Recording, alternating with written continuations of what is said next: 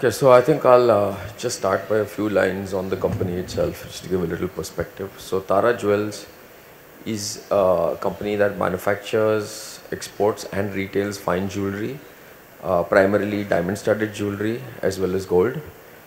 We are one of the prime manufacturers in the world. In fact, one of our plants in India is on the visitors map when international visitors come to India. The government sort of promotes that they visit Tara.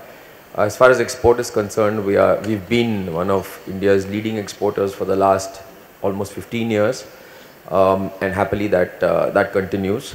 On the retail story, we are about 4 years old in India retail.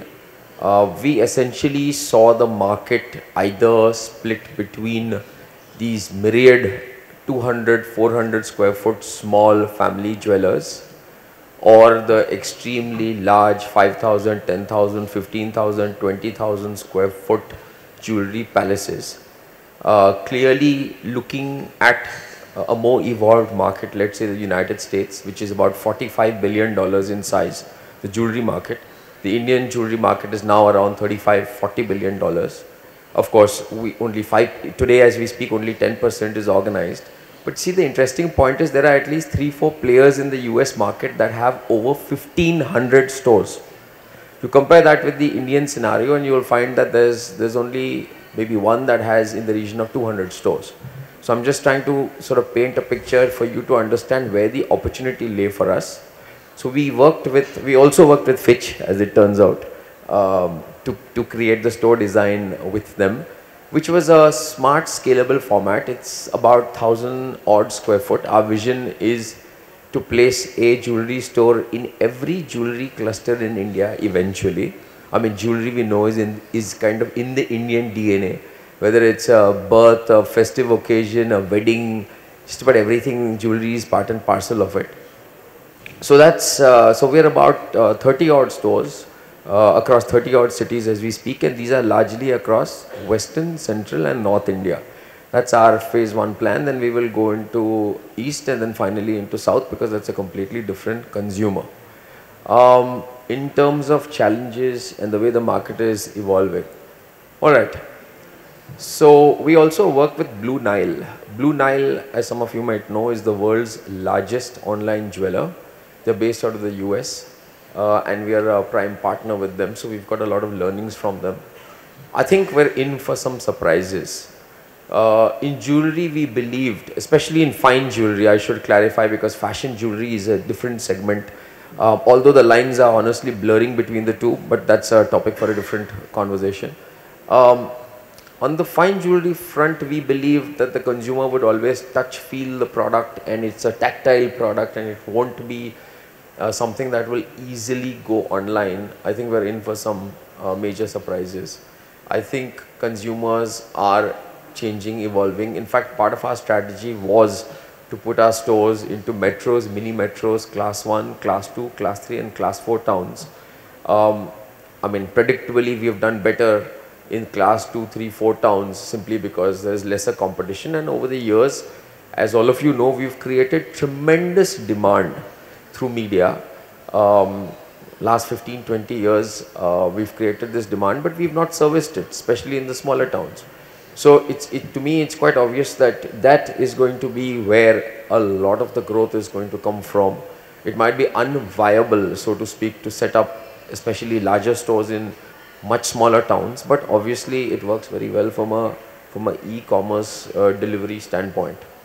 I think, really speaking, we in retail have to look at brand imagery as being an absolutely seamless continuum.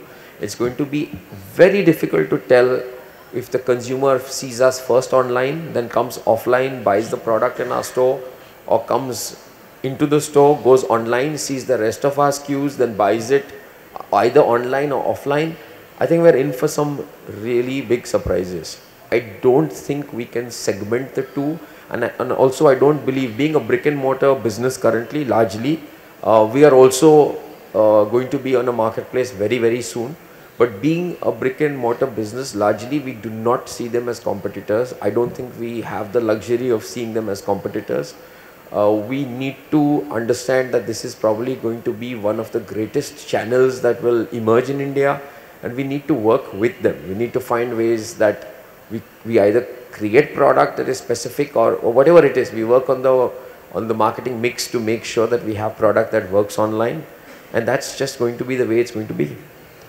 So Vikram, in your category, particularly in fine jewelry, there are 2 points which have been, let's say, focal points for discussion. One is the fact that fine jewelry in India is treated as an investment. It's not, it's not like ready to wear. It's not adornment. It's not adornment. Yeah. Right. That's number one. Number two, that it's the women who buy the jewelry. Do you see a shift, and how do you experience that from your business perspective and also through the different channels? Okay, so two very interesting questions there. Number one, there is a shift taking place between or from investment to adornment. It's a small shift. Designs are becoming more important. Trends are becoming more important. Trend forecasting, understanding what. Okay. Also, let's not forget that today the consumer is no longer isolated from global trends. Today, through media and otherwise through digital and online, the consumer is looking at what's hot, what's in, what's happening through magazines, etc., whether in India or overseas. Those lines are also blurring. So to that extent, there is certainly a shift taking place from pure investment to also adornment, but the investment value needs to be secured. Hence the need online and offline of certification, of hallmarking, basically securing the consumer's purchase. So that's part one. As far as the online experience goes, I think trends as well as just imparting education will be a very important part of the whole experience, because at the end of the day we constantly do research, and consumers, ladies, tell us that they still believe they don't know enough about jewelry, especially diamond jewelry. So the education process, I think, is going to in fact grow, if anything. In fact, as I mentioned, I think with the plethora of options that are available today, we might have looked at branding in a certain context in the years gone by, but I think the real power of branding is going to be unleashed in a way that we've probably not imagined.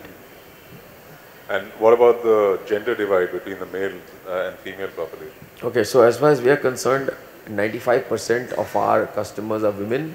Men are only invited into the store by them to pay the bill. So for us, hopefully that doesn't change. But of course, I mean, let me not be humorous. The fact of the matter is that there is a big gifting market among men. The engagement ring is now slowly becoming a bigger and bigger phenomenon, and this has to be from the man to the woman. So men are being forced now to sort of understand the category a little bit more and are showing a lot of interest, in fact. So yeah, I think we will find that the natural divide you talk about, where there is a greater male skew in India, will probably help the business in some ways.